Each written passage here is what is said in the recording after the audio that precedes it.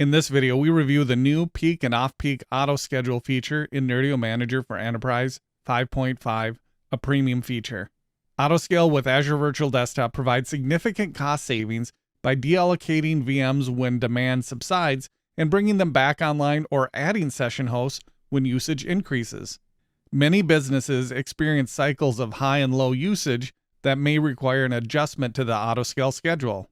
Nerdio Manager for Enterprise now provides an alternative schedule for peak and off-peak demand. We can access the new feature from a host pool in Nerdio Manager for Enterprise by going into Autoscale and configuring Autoscale. We have a tab for the default schedule and a new tab for the alternative schedule.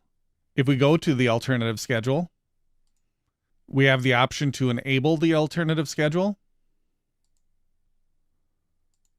We can select recurring days or range of days for the alternative schedule to override the default schedule. Or we can set specific dates or a range of dates for the alternative schedule to take place. Once we have that set, we can modify the settings for the alternative schedule.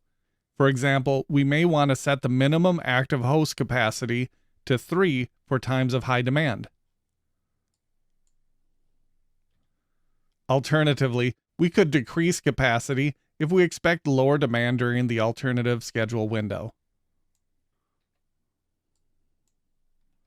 We can also modify scaling logic, rolling drain mode, pre-stage hosts, messaging, and auto-heal broken hosts. Once we save the configuration, the alternative schedule will override the default schedule during the days or dates we select. That is how to use the alternative schedule for Nerdio Manager for Enterprise, a premium feature.